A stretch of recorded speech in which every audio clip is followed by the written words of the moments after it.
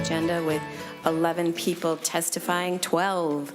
And we are having a all over the state testifiers for what they're looking for in a capital investment bill. So coming up first, we have Mr. Craig Johnson, the Senior Intergovernmental Relations Representative from the League of Minnesota Cities. Welcome to the committee, Mr. Johnson. State your name for the tape, and you can go ahead and begin. Thank you. Thank you, Madam Chair and members. My name is Craig Johnson with the League of Minnesota Cities.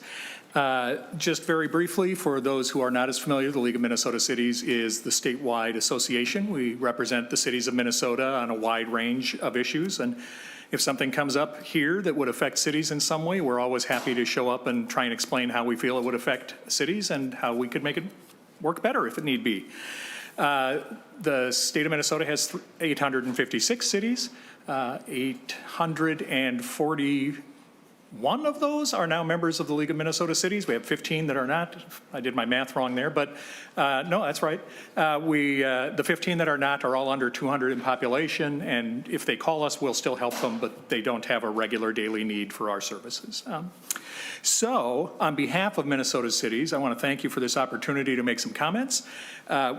We have a very strong need for the state's partnership as cities look at how they're going to meet the infrastructure needs they have for their communities, both to keep them healthy, safe, and thriving, but also to allow them to have the capacity for growth and development as situations change around the state. I'm going to just run through the items that are typically within the capital investment budget that are of the highest interest on a regular basis to cities overall. Obviously, you have individual cities who come in for projects in their specific location. The League does not work on those individual efforts on behalf of those projects, but we do work very hard to make sure that there is adequate funding in all of the state pots for capital investment that would be available for cities to use for those projects. So, first ones I will hit are included typically in the Department of Transportation's budgets. They would include the local road funds, the local bridge funds. Those are very badly needed. As you know, transportation funding is always an issue. We have very, very few funds readily available, especially for local road projects at that level, because the state funds typically are on the bigger road projects that are MnDOT related, or they go to an MSA street of some kind that is in a larger city. And the local road and bridge fund goes for projects that are other than that and really is essential as cities look at how can we piece together the funding we need to update our transportation infrastructure. We always encourage strong funding in those pots of money, and you're going to hear from other people who specialize in those topics, so I won't go into that in detail, but I see their names on the agenda. So. Another transportation-related item that, again, I will just mention, but there are other people coming who are working on that with the League, is the Local Road Wetland Replacement Program. It's not a commonly known program, but it's very important. When the state decided prioritizing wetland preservation and restoration was a state policy, which was a long time ago back when I was a baby lobbyist, since then there has been a practice and a statute that says that if an improvement to a local road requires that it impact a wetland, the state will take care of the costs of mitigating that wetland impact instead of the city or county having to do it. And that fund is not adequately funded. And it is very important that it be adequately funded, or the U.S. Army Corps of Engineers is not going to continue letting us use the streamlined process we use now when a local road impacts a wetland. And we can meet with you individually if that's an issue you want to hear more about, or you can ask one of the experts following me about it, but it really is a very important fund to meet the state's obligation to help local governments protect wetlands. The DNR has a pot of money that is very important for local communities, and that's their flood hazard mitigation program. It is a program that has very strict requirements. A project must be put on the list, must be approved, ends up being in statute as rider language as a specific eligible project. And it is very clearly laid out where those funds are necessary to protect both public and private infrastructure from flood hazard risks. And so we strongly encourage the committee to fund that pot consistent with what the DNR says the needs are for that. The biggest area that I am involved with, and that you hear many, many, many projects related to every year, is the funds going through the Public Facilities Authority that are available for local water and sewer infrastructure projects. So drinking water treatment, wastewater treatment, stormwater systems. We have several pots of money. Some are subsidized loans, some are grants, and the Public Facilities Authority manages all of those. When one of my members needs funds from it, they don't have to check to see which pot they qualify for. They complete the necessary engineering and proposal requirements, and the PFA identifies which pots they are eligible for, working with USDA Rural Development to make sure federal funds get maximized as we do that work.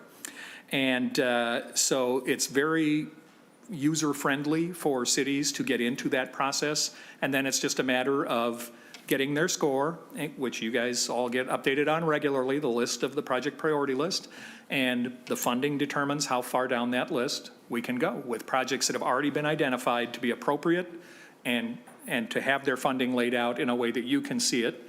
And then once that's done, we can just go down the list, and when they're ready to build, they get to build.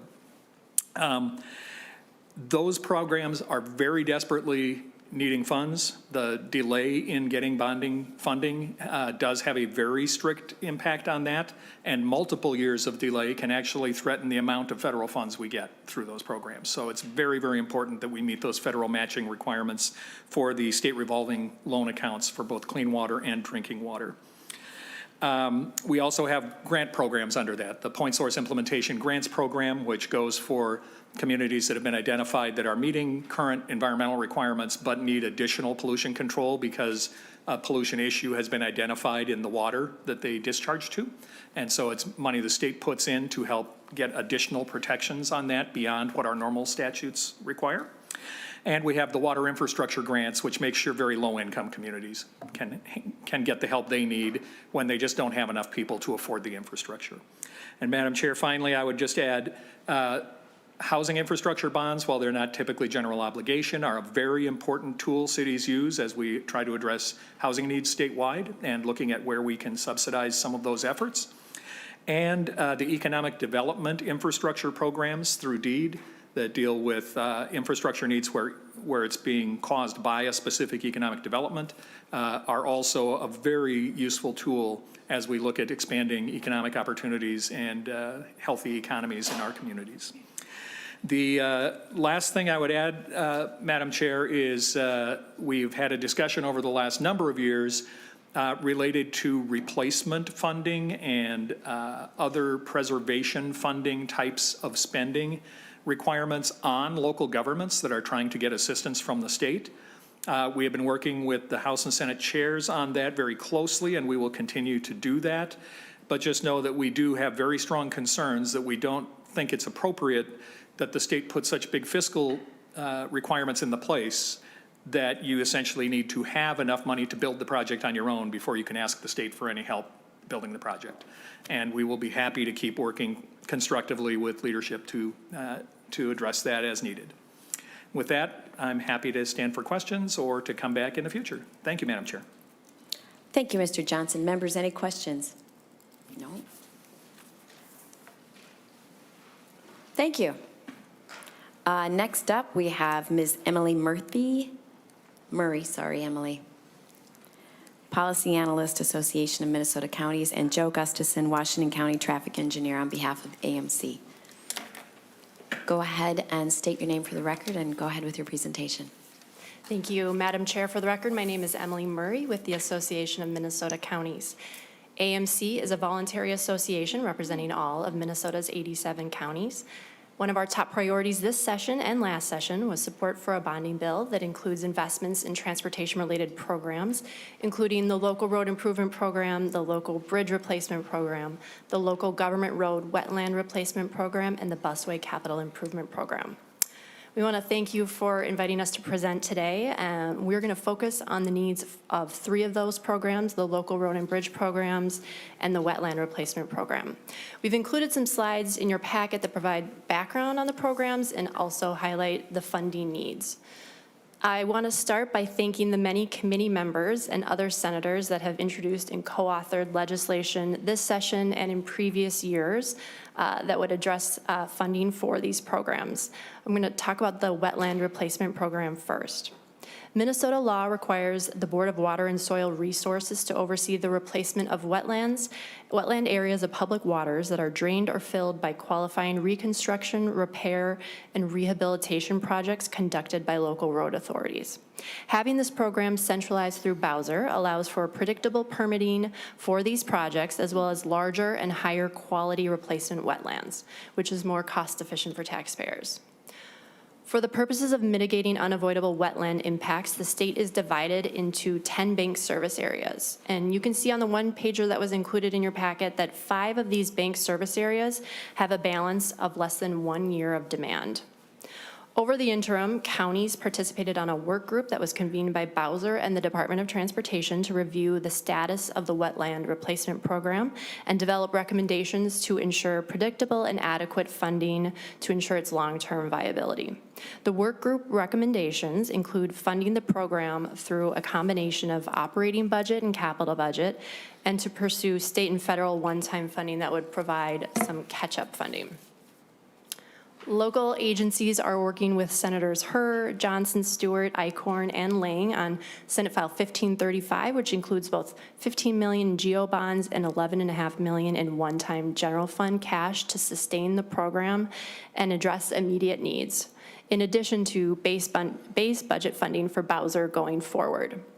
Looking to the future, annual funding is necessary to maintain and support the wetland replacement program, and the need is estimated at $9.5 million per year. And that's all for my comments, and I would ask to hand it over to my colleague Joe Gustafson to talk more about the local road and bridge programs. Mr. Gustafson. Thank you, Madam Chair. Madam Chair and members of the committee, my name is Joe Gustafson, and I am the Washington County Traffic Engineer, and I am here today as a representative of the Minnesota County Engineers Association Legislative Committee. Counties are very grateful for the investments included in the 2023 capital investment package for the local road and bridge programs. This funding went a long way to support needed road and bridge projects across the state. The Local Road Improvement Program, or LRIP, has been very popular with counties, tribal governments, and cities of all sizes by providing state funds to leverage local dollars, turning critical projects into reality.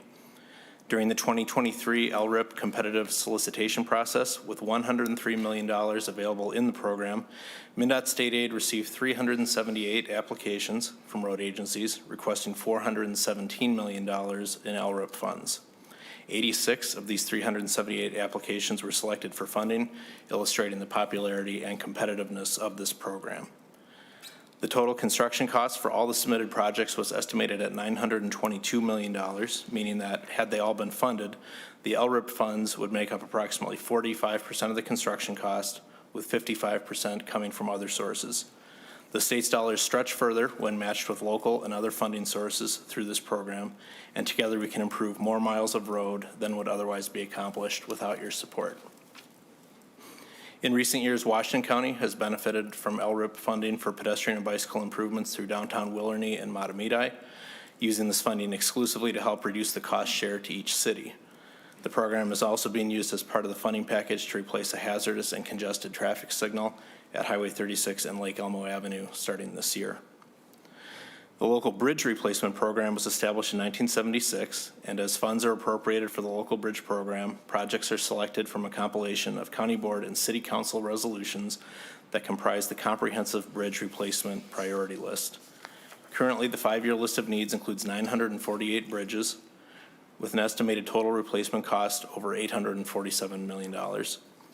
The money in the program has been exhausted, and there's a waiting list of ready-to-build bridge projects in the pipeline. The program is being used to help replace a deficient bridge over the popular Browns Creek Trail in Washington County this year.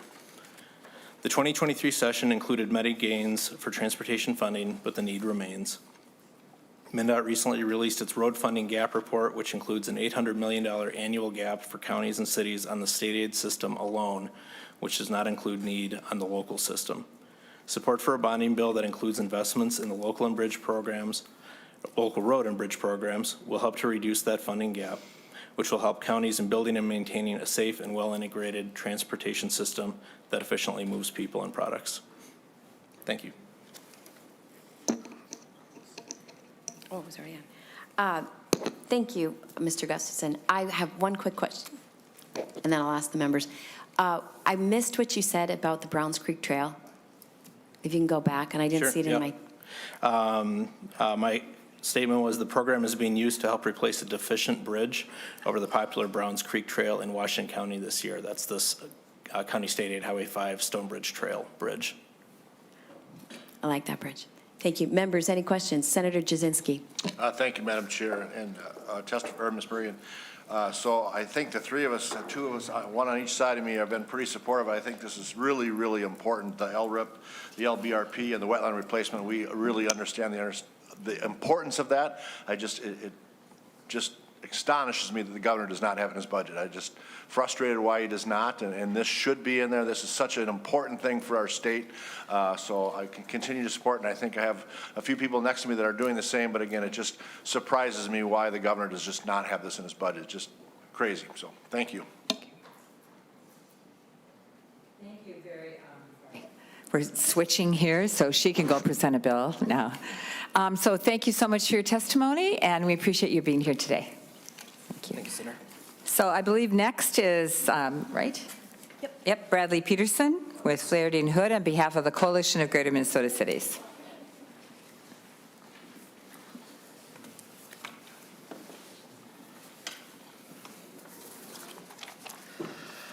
Thank you, Madam Chair and members. Again, my name is Bradley Peterson, here today on behalf of the Coalition of Greater Minnesota Cities, and it is a great day to talk about infrastructure.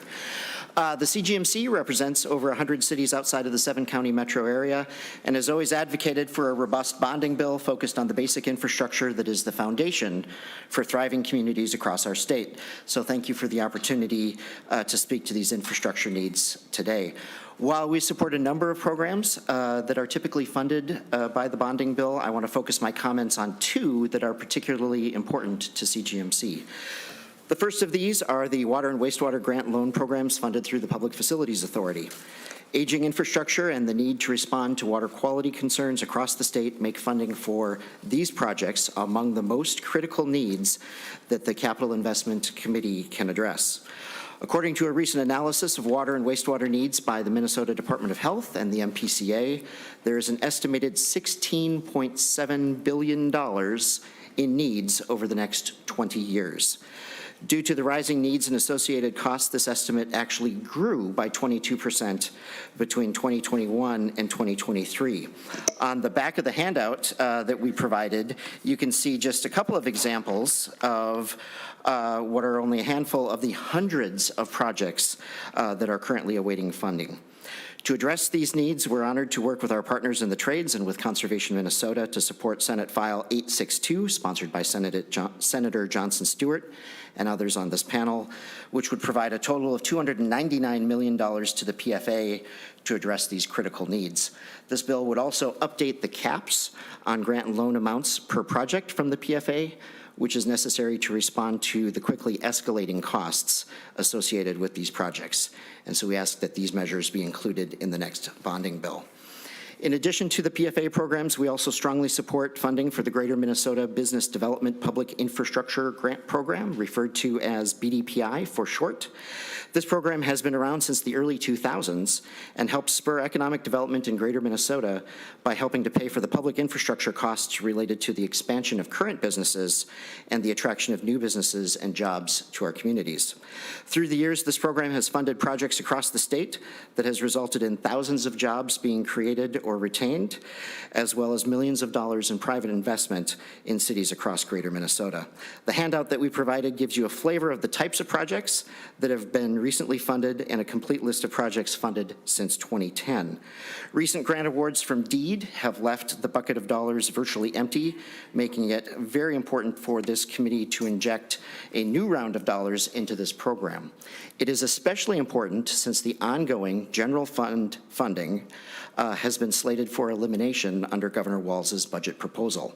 While we hope to find a way to avoid these cuts, the prospect highlights the important role that this committee plays in bolstering bolstering economic development efforts in Greater Minnesota.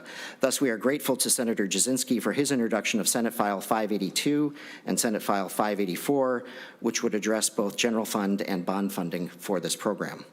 In conclusion, it is critically important for communities in every corner of the state that the legislature make passage of a capital investment bill one of its highest priorities for the 2025 legislative session. Thank you for the opportunity to speak to these important infrastructure needs in Greater Minnesota, and I'd be happy to take any questions or comments you might have. Thank you, Mr. Peterson. Are there any questions from members of the committee or comments? Great, thank you. Oh, Senator Jasinski. Just again, once, thank you, Madam Chair, and Mr. Peterson. Again, this is really, really important for Minnesota. I've had firsthand eyes on what's happening with BDPI across our state, especially in my district. It's just such a great program that provides for investment in infrastructure that has jobs, great jobs coming from this, the industrial base. It's just really great. So again, I look forward to seeing this get funded.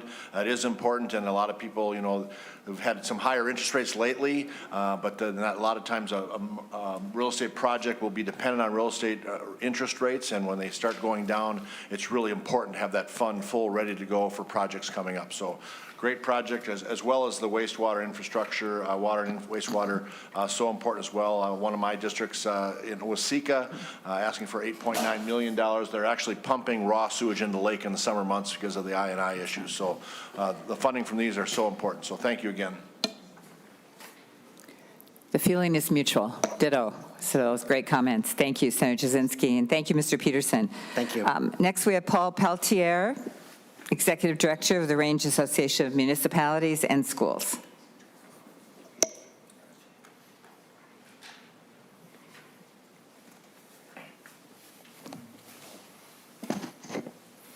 Good afternoon, Madam Chair, members of the committee. My name is Paul Peltier. I'm speaking on behalf of RAMS. RAMS is the Range Association of Municipalities and Schools. We represent the cities, townships, and school districts on the Iron Range. We are advocating here today for infrastructure, economic growth, and quality of life that our region depends on. Today, I want to be clear. RAMS's #1 priority for the 2025 is the passage of a capital investment budget, a bonding bill that will address the critical infrastructure needs of our region. This is not about politics. Our part of the state is represented by both Democrats and Republicans, and we expect them to come together to do what is right for northeastern Minnesota. Because it isn't just another bill. It's an investment in our future, our economy, and the basic infrastructure that every resident relies on. Your committee will likely see hundreds, if not 1,000 requests before it for capital investment. But let me be clear. We need a bonding bill that focuses heavily on water infrastructure. Too many communities across the Iron Range and northeastern Minnesota are dealing with outdated water and sewer systems. We have towns struggling with aging wastewater treatment plants that can't keep up with modern standards. We have drinking water systems that need upgrades to ensure clean, safe water for residents. These are not luxuries, they're necessities.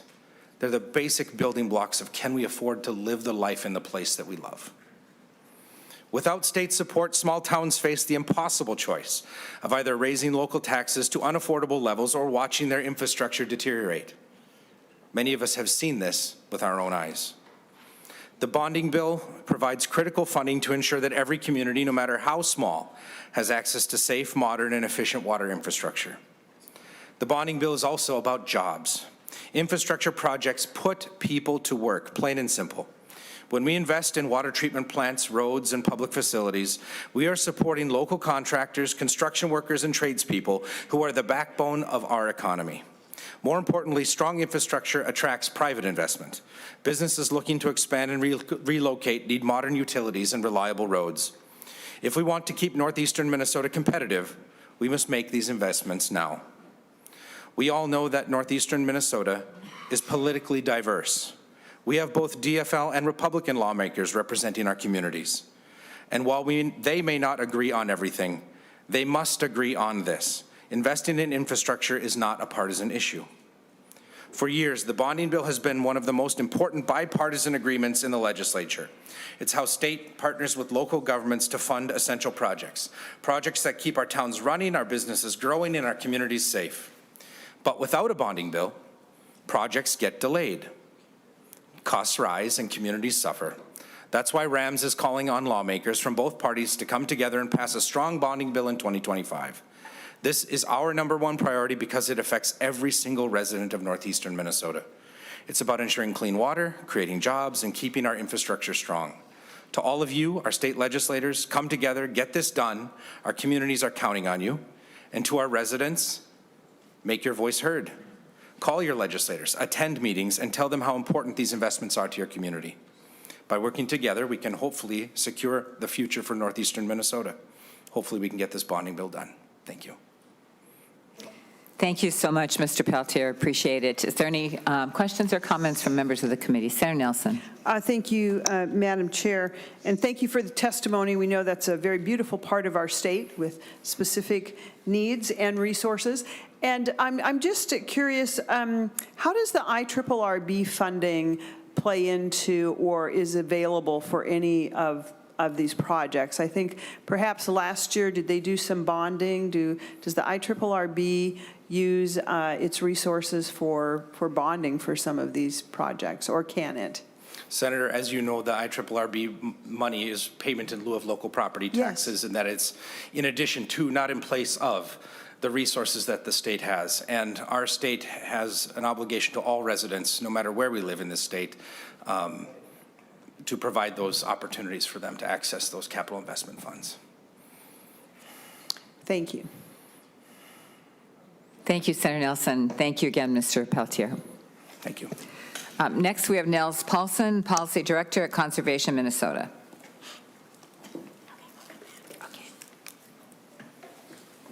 Welcome, Mr. Paulson. Greetings, Senator Pappas, Senator Housley, members of the Senate Capital Investment Committee. My name is Nels Paulson, and I serve as the Policy Director at Conservation Minnesota. We advocate for sound environmental policies at the state legislature, and I represent our thousands of Conservation Minnesota members found in all of Minnesota's 87 counties. You may wonder what an environmental advocate is doing in front of you today, and the answer is very simple. I'm here because of 2 words: clean water. Those 2 words can mean a lot of different things to different people, but we know when you talk to regular Minnesotans, not lobbyists or special interests, the majority of Minnesotans want their state legislators to help ensure Minnesota has clean water. And this means clean water to fish in, clean water to swim in, and clean water to drink. This committee is uniquely situated to deliver on those expectations. Regular and robust bonding bills are one of the best ways to ensure Minnesotans can enjoy clean water. I like to say clean water starts at the tap. We know that when people, we know that for people to care about clean water in rivers, lakes, streams, and wetlands, first they need to feel confident in the water they drink from their kitchen sinks. There are 2 ways this committee can help Minnesotans feel confident about drinking the water in their homes. First, robust and regular investments in drinking water infrastructure can help cities and municipalities pump safe drinking water into the homes of millions of Minnesotans. Drinking water contamination is a serious issue across the state for a number of reasons. Sometimes humans have caused drinking water contamination, like PFAS contamination in municipal wells in the East Metro and across the state. Other times, we are learning that humans are not the cause of drinking water contamination, but that Minnesota's geologic makeup causes drinking water to be contaminated by chemicals like radium and manganese. No matter where the contamination comes from, this committee holds the keys to the solutions. We need to help communities invest in safe drinking water infrastructure. Another important action this committee can take is to help achieve the goal of replacing all of Minnesota's lead service lines by 2033. In the last few years, there have been important investments by the federal government and by the Minnesota legislature to begin to appropriate funding to replace every lead service line in Minnesota. We know there are at least 100,000 lead service lines in use today in just about every community in Minnesota. There could be thousands of more lead lines unaccounted for, but additional testing is necessary. This committee can build on the down payment made several years ago to help Minnesota homeowners and businesses who receive their drinking water through a lead service line. The cost of replacing all lead service lines in the state is a lot, likely between $1 and $2 billion. But when the legislature created the lead service line grant program, we got off to a good start to accomplishing the goal, And now we need each legislature, each biennium, to make the necessary investment to achieve the end goal, having all lead service lines replaced statewide by 2033. Finally, we know that if Minnesotans have confidence in the drinking water in their homes, schools, and businesses across the state, then they're more likely to care about the quality of our rivers, lakes, and streams. And the single best investment this committee can make to protect water quality in Minnesota's lakes, rivers, and streams is to help municipalities update and replace aging wastewater infrastructure. Millions of Minnesotans get their drinking water downstream from wastewater plants. It's in all our best interests, both for public health and for the health of aquatic ecosystems, to make regular and robust investments in municipal wastewater treatment projects. These facilities serve a critical role in protecting and improving the water quality of Minnesota's lakes, rivers, and streams. In summary, please remember that regular and robust bonding bills will significantly help deliver fishable, swimmable, and drinkable water in every Minnesota community. Thank you. Thank you so much, Mr. Paulson. Anybody have any comments or questions? Senator Ann Johnson-Stewart. Thank you, Madam Chair, and thank you to our testifier. As you were speaking, I was remembering the bonding tour that we took a couple years ago, and we were in a community who, there was 25 houses, and every one of them had a failing septic tank in the backyard. And they were not able to afford the assessment for a $4 million interceptor to their to the closest treatment facility. So I was thinking of that, and indeed, it is a really big problem for small communities. So I look forward to seeing our bonding bills go towards wastewater and water treatment. But then the other thing I was thinking of, because I'm 60, is I remember our life. Yes, John, Senator Jasinski, I'm really 60. I remember growing up on Lake Pepin before the Clean Water Bill regulated the discharge of sanitary sewage directly into the Mississippi River. And it mandated that sewage treatment plants take out the storm water. And I could talk about that for a long time, but my point is, for those of you that are my age or similar, we remember when lakes used to be a heck of a lot dirtier, and that's because there was raw sewage. And then, a final note, I remember all the times I have traveled to nations that don't treat their sewage. So in case you're ever wondering that, why do these communities like Costa Rica and Bolivia, and even over in Europe, there's places where there's a garbage can for you to throw your tissue after you use it when you go to the bathroom? That's because they don't treat their sewage. So even in Brazil, they don't treat their sewage. It just goes in and gets diluted. So I know it's kind of gross to think about, but it also points out how important it is that we have this standard that we treat our sewage, and that some communities just can't afford to do that without bonding money. So you're welcome. I always wondered about those little baskets. I'm pretty sure in Israel they have. No, they treat their sewage. Yeah, but Yeah. it's surprising, even in Costa Rica, only 20% of the sewage is treated. Thank you very much, Mr. Paulson. Thank you, Senator Johnson-Stewart, for that. Another engineering lesson for us. Margaret Donahue, Executive Director of the Minnesota Transportation Alliance. While she's coming up, I did want to say that if we didn't contact you and you're not on the list, I think we're going to have time to hear. If I see we have some handouts from some people. So if you do want to testify, even if you're not on the list, you're welcome to come up and do that. Ms. Donahue. Thank you, Madam Chair, for the opportunity to be here today. My name is Margaret Donahoe. I'm the Executive Director of the Minnesota Transportation Alliance. The Transportation Alliance is a statewide coalition. It includes local governments, so counties, cities, townships. It includes labor unions, the transportation industry, including engineering firms, contractors, suppliers, and representatives of all modes of transportation. We work together with our members to advocate for a safe and effective transportation system all across the state. And the bonding bill is also our top priority for the 2025 session. And hopefully you have this handout that shows the list of programs that have typically been included in capital bonding bills and the level of need that is there for all of these programs. You heard a lot about the local bridge and local road improvement programs, so I won't spend a lot of time on those, but you can see that the level of need is significant, and the funding for those programs that was provided in 2023, which we really appreciate, has been either spent or programmed, and there are lots of projects waiting for construction. We support GO bond funding for all modes, as I said, and projects and programs that have been in the bonding bill, including for transit, for ports and waterways, for rail. Those are all important areas that also need investments. We believe that a core function of government is the maintenance and improvement of roads, bridges, and other transportation infrastructure. And the really good thing is that state funding for transportation leverages significant federal and local dollars. For example, appropriations for the competitive local road improvement program from 2020, 21, 23 totaled $183.4 million in state funds.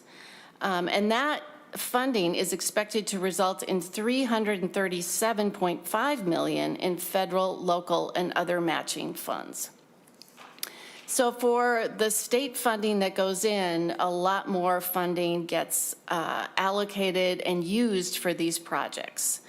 The 5-year master bridge list that you heard about earlier and the need there is $227.6 million in state bridge funds. And that would leverage an additional $603 million in federal and local funds, allowing deficient bridges to be replaced in townships, small cities, large cities, and counties.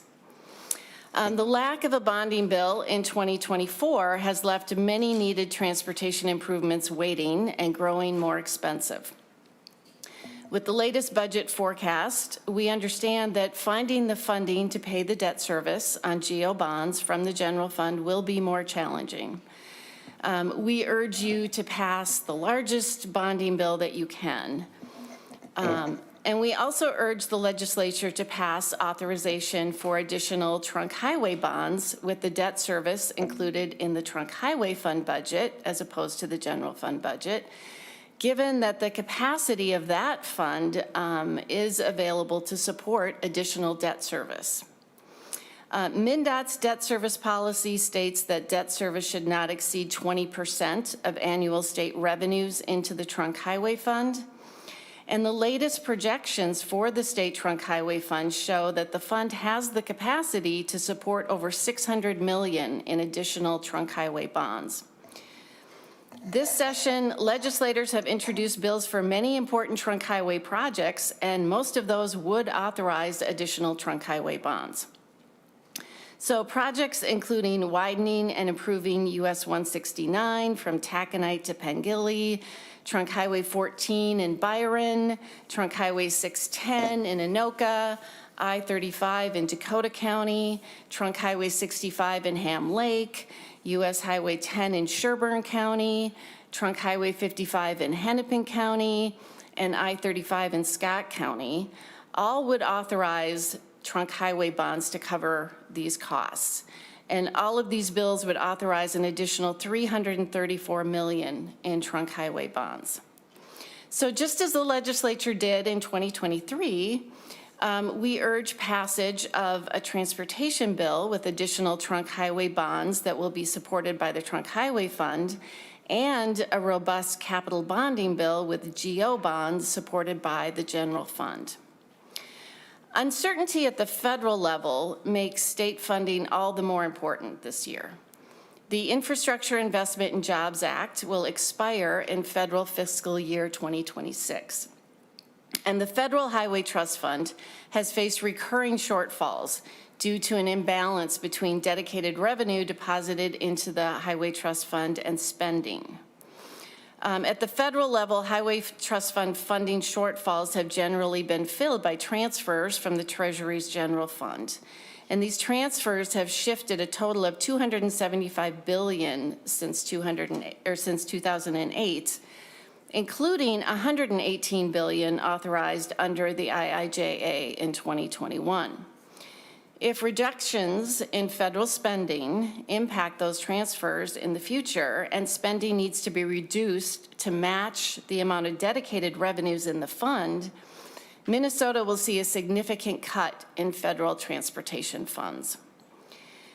We understand that there are many important infrastructure needs around the state, but transportation infrastructure truly serves a statewide function, connecting the state together, moving people and freight with an industry that is ready to get to work, building projects that are waiting for funding. The funding you provide will make a difference for the state's economy in creating jobs, as well as improving the safety and effectiveness of the transportation system that Minnesotans rely on every day. Thank you. Thank you so much for that thorough summary of where we're at. I appreciate that. Any questions, comments? Senator Dibble. Thank you, Madam Chair. Thank you, Ms. Donahoe. We just came from the forecast briefing, the update, and I think the position now that the Trunk Highway Fund would support is almost $700 million actually in bonding, but for the, the third, what do we call it? Third guideline. Rule, third guideline, yeah. Appreciate your raising that subject and kind of how the Trunk Highway Fund works vis-a-vis its internal management of its debt position. But one thing we did hear about that was concerning, and wondering if you have any more information or can illuminate us on, some of the discretionary grants that have been made through the IIJA that have been blocked now by the Trump administration. Do you have a sense of how much that is and what that represents in terms of activity and jobs and the like that now won't come to Minnesota because of blocking those funds by the Trump administration to Minnesota? Ms. Donahue. Yes. Oh. Thank you, Madam Chair and Senator Dibble. I will try. As you know, there's just a lot of uncertainty and it's very fluid in terms of federal funds. From my understanding, the formula funds are continuing to go out to all the states and there hasn't been any disruption with that. But the discretionary grants and certain programs like the NEVI program, which was actually a formula program but has been paused. So that pays for EV charging infrastructure. And there are some other carbon reduction kind of programs that have also been paused. But the discretionary grants are really still a big question, unless there was an actual funding agreement, like a written agreement. Our understanding is that those are really up in the air. And there were quite a few announcements made in January. Minnesota, I think it was over $2 billion of announcements that were made for funding projects in Minnesota in January, but we're not sure of the status of that. Some of the congressional members seem to think that road and bridge projects will be fine. The Blatnick Bridge obviously is the biggest one of concern because without that federal funding, neither Minnesota or Wisconsin can afford to go ahead with that project. So we're watching it very carefully, but just waiting to see what will happen. Senator Dibble. Thank you. We were able to put $200 and some million on the table as matching for, these competitive discretionary grants.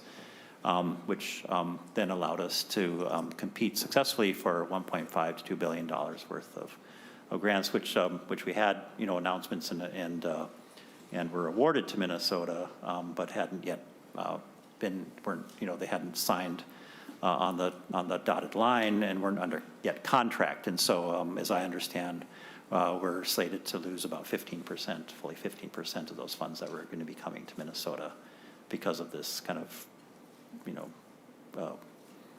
this block that's been placed upon those funds. So it's. Did you say 15% or 50? 15%. 15%. Yeah. So just, hopefully it'll clear itself up. We'll see. Knock on wood. Those of you who have a little more influence in those realms, encourage you to pick up the phone. And here's someone who has a little more Pick up the influence. phone. Thank you. Senator Jasinski. Madam Chair, thank you. He's And about to pick up the phone. again, and I remind you, there's temporary pauses on a lot of things, and so going back to the Blotton Bridge, none of that funding has stopped for that. That's going to continue on again.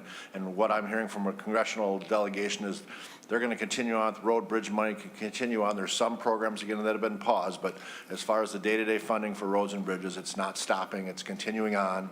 And so things will keep moving here. And again, it's a temporary pause, and it's only been about 2 months, so we'll see what happens here. All right, thank you so much, Ms. Donahoe. Next, Tim Workey with the Associated General Contractors on behalf of the Building Jobs Coalition.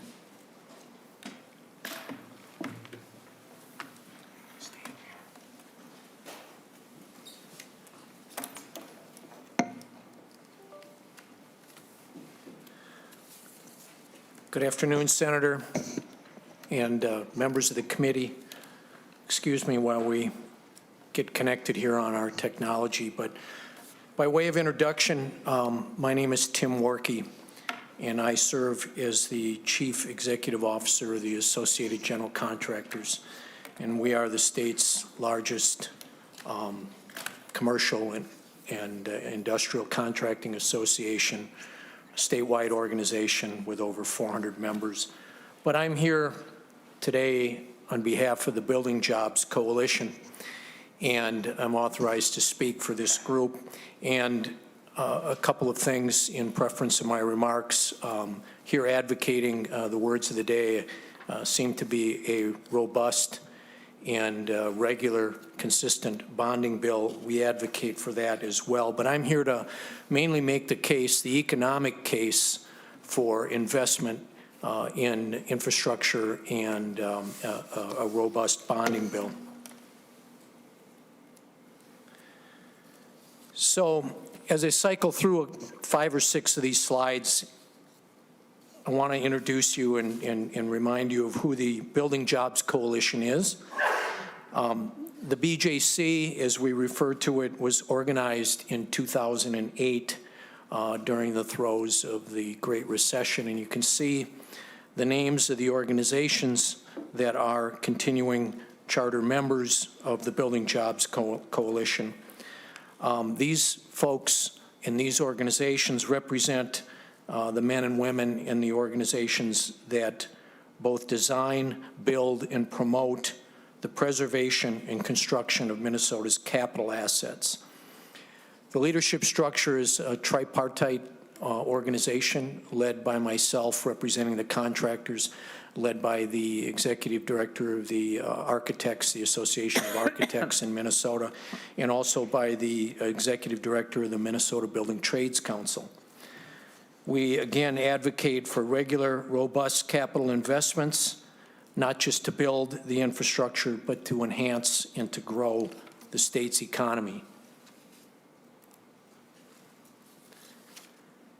So again, capital investment drives our economic future, and completing a robust capital funding bill that includes both design-ready and shovel-worthy projects is essential to sustain Minnesota's economy in times of instability.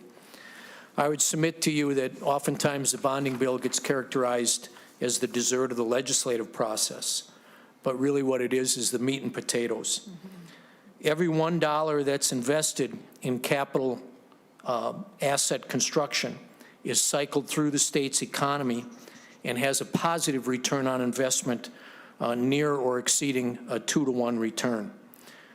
The Building Jobs Coalition can calculate this because we maintain an academia-developed calculator that can accurately estimate the number of jobs created or sustained through various types of investment in different assets in the state. And this was an economic predictive model that was generated by a professor at the University of Colorado at Boulder. And it's something that's available for you to utilize as well. Predictable, reliable cycle of capital budget bills allows the design and construction industry to remain healthy, stable contributor to Minnesota's economy, while also addressing chronic inequities in our infrastructure network that create family-sustaining careers. I would also submit to you that addressing capital needs in fits and starts is an inherently inefficient way to make those investments. It's more costly as it does not provide for level or predictable markets when pricing labor or pricing work itself.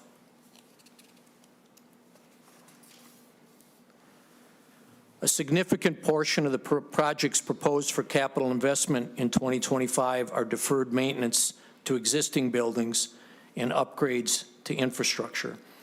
Again, it's imperative to plan and regularly address capital needs, as we all know that problems do not go away with time. They multiply and become more costly and more challenging. Finally, Madam Chair and committee members, our skilled workforce in this state is ready to put our pencils, our shovels, and all of our skills to work to help you create better communities around the state. Whether you may recognize it or not, Minnesota has one of the most efficient and productive construction markets in the entire country. We benefit from a highly skilled, a safe, and highly productive workforce. We have a robust and competitive market with a myriad number of contractors that compete for that work. Finally, we have a long track record of delivering economy and value to Minnesota taxpayers. I thank you for your attention. I again encourage you to stand behind a robust and predictable infrastructure investment bill this year, and I would stand for any questions. Thank you so much, Mr. Beer, and thank you to all your coalition members. Any comments, questions from the committee? Thank you. Thank you, Madam Chair. Next, Tom, sorry. No, that's okay. Senator Johnson-Stewart. Thank you. Thank you for your testimony. I just wanted to share something. I was recently at St. Paul Tech, or St. Paul College, and I was talking to a HVAC inspector, or I'm sorry, HVAC installer teacher about their program.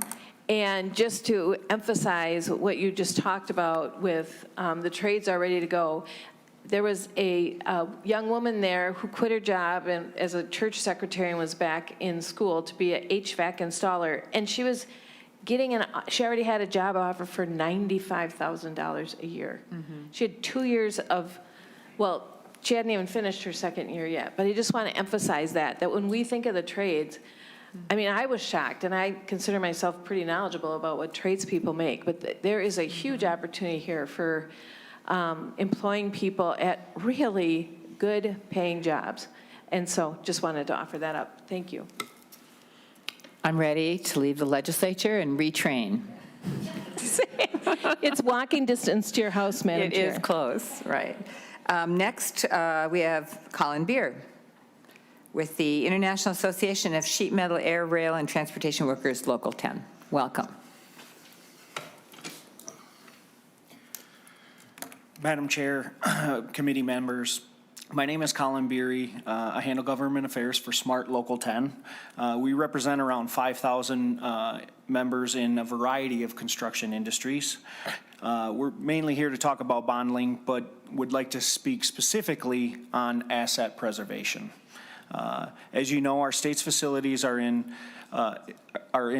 integral piece to our community in education, safety, and health, also providing a great deal of work hours for our members.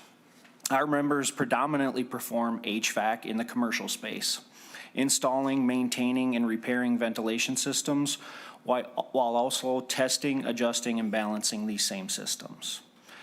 Many of these facilities not only need help with the interior systems, but they're also declining exterior, which provide good jobs for our members working in the architectural sheet metal industry. A lot of the new fancy metals you see outside of buildings, the copper on the top of the Capitol here, the cathedral downtown St. Paul, all of those neat, cool looking metals on exteriors. Our members see in real time how facilities across the state have declined in the last decade. Facilities such as campuses on the University of Minnesota and state correction sites are declining. The U of M, with a backlog of billions of dollars worth of repair, and the state's correction facilities estimated at a backlog of over $700 million. We can appreciate that the state has a limited resource at this moment in time, and the modest request for HEAPR and state correction facilities to update and repair. But to be clear, this is a drop in the bucket. We acknowledge that the state asset preservation does not always provide political points with constituents, but would hope that all our decision makers could see that these facilities owned by the state will only continue to deteriorate. Our members working hard each day to be smart stewards for these institutions and their facilities. We encourage the state to step up and do their part to support requested asset preservation needs this session and hold strong in the continued negotiations throughout session regarding bonding in our state facilities. Thank you. Thank you for your comments and checking around for any members. All right, thank you very much. Then Mr. Tom Dicklich with Minnesota State Building Construction Trades Council.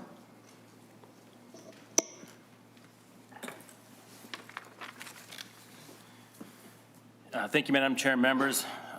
Thank you for allowing me to testify today. My name is Tom Dicklich. I'm the Executive Director of the Minnesota State Building and Construction Trades Council. I'm here on behalf of over 70,000 women and men in the trades across the state of Minnesota. A bonding bill is more than an investment in infrastructure. It's an investment in people. It's about ensuring that Minnesota has the modern, reliable facilities and transportation networks that support our communities and economy. And just as importantly, it's about creating real life-changing opportunities for women and men who build this state.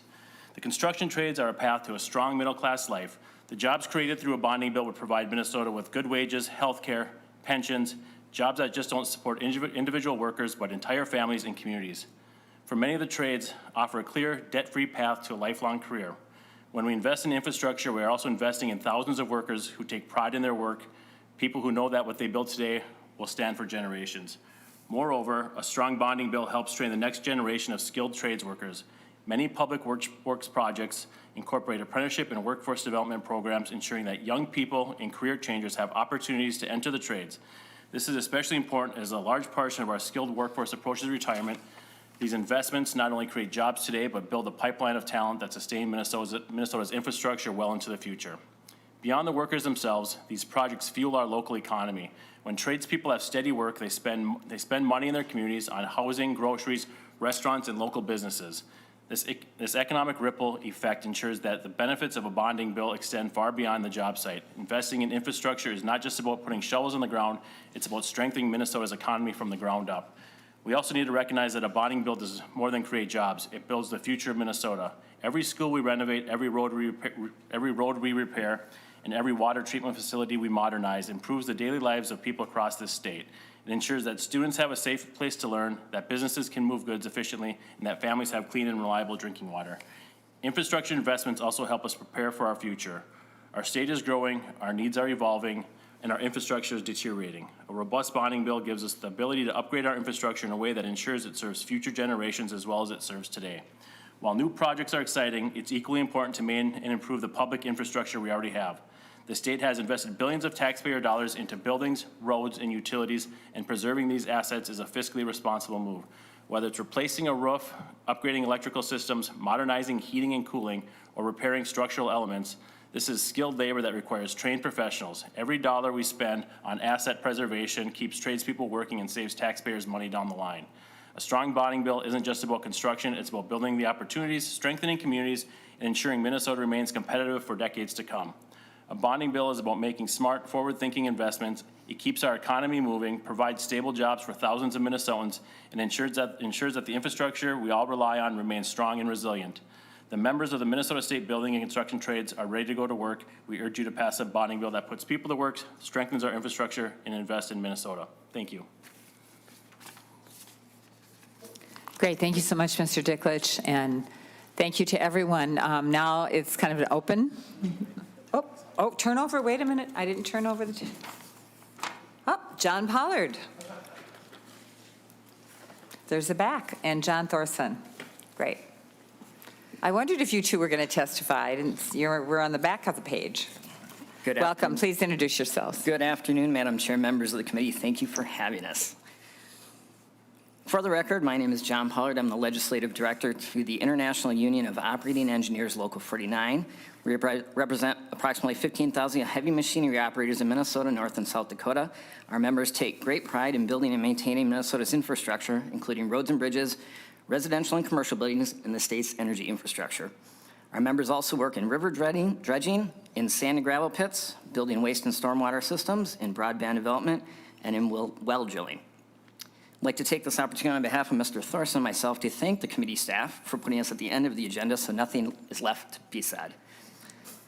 We appreciate the opportunity to speak in favor of your work in crafting a bonding bill. As members of this committee, you are well versed in the needs of our communities, and you certainly don't need us to tell you.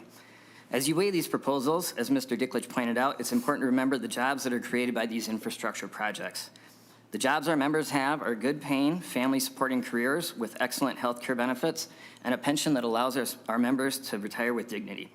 As Mr. Dicklich also said, these projects are an investment in people. You don't have to look too far to see the tangible results of the committee's work in the past. Whether it's trunk highway bonds that are helping support that Block and Bridge project in Duluth, or fixing Central Avenue in Minneapolis. It's our members in those hard hats and work boots that are making our roads safer and newer. For those of us that live in the East Metro area, we got to watch this summer as Local 49 members dismantled the Kellogg Street Bridge so that it can be replaced with a new and safer system. We appreciate the work of the chief author and look forward to other bills that this committee passes so that our members can go to work and build our communities. Similar to roads and bridges, we'd love to build wastewater treatment plants in Stillwater, Brooklyn Park, Eagle Lake, Mound, and Waseca. It is these core infrastructure projects that are the foundations of our communities. Again, thank you for the opportunity to speak in favor of a robust bonding bill, and I'm happy to take questions.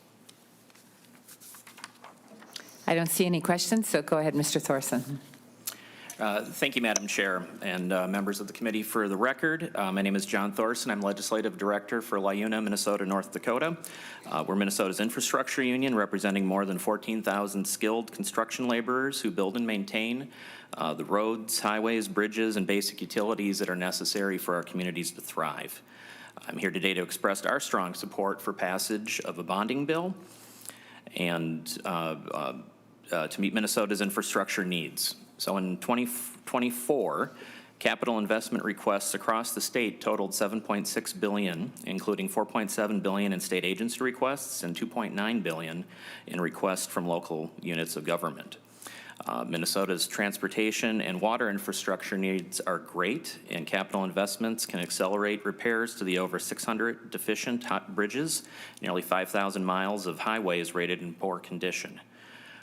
There are also requests from communities across the state to repair wastewater treatment plants, stormwater facilities, and drinking water facilities that are often at or near capacity, or they can even be at or near the end of their useful life.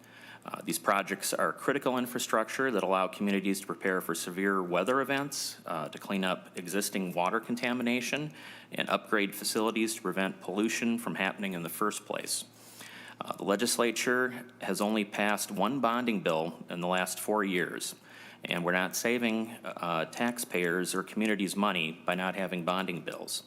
Instead, these projects are getting more expensive, more costly, and at times, and if not funded by bonding dollars through the state, the cost of these projects are passed on to taxpayers through higher property taxes and where they can have a higher impact on an individual or family's budget. Minnesotans count on bipartisan support to improve public safety and health through investments in transportation and water infrastructure, investments that truly are necessary to assure a quality of life. We're also very excited about the career and economic inclusion opportunities capital investments bring to Minnesota's construction industry through registered apprenticeship programs, the increased participation of women, people of color, veterans, and Madam Chair, career changers. If you're interested in joining the trades, I'm not suggesting you leave what you're doing now, but we're here to help you when you are. And career changers and others who are not yet fully participating in the economy to their potential. We know that a union card and prevailing wage is and always will be a ticket to the middle class. You might not get rich being a laborer or an operator, but you can provide for your family, have good health care, and you can that you can count on, and retire with dignity. So from upgrading outdated water and sewer systems to repairing crumbling roads and bridges, there's no shortage of critical projects that demand our attention. To fix up and keep up with state and local infrastructure projects, they create thousands of good-paying jobs and careers while ensuring the safety and well-being of communities in every corner of our state. LIUNA laborers are ready to get to the work, and we need bipartisan action from state leaders to keep moving forward and to fix Minnesota. Thank you. Great. Thank you both very much. Now, is there anyone else that wanted to get their support on the record and come forward and testify?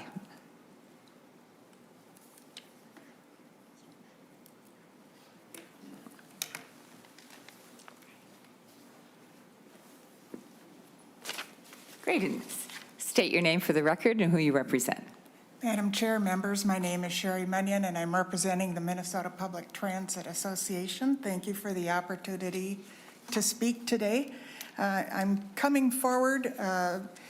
The way things work at the Office of Transit, individual transit systems do not seek funding for capital improvement projects.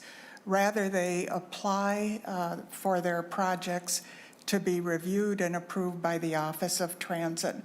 The Office of Transit keeps a very large list that not only includes large facilities, such as new bus garages, but it also includes existing facility rehabilitation, solicitation for technology equipment, such as fare collection systems, cameras, radios, and more.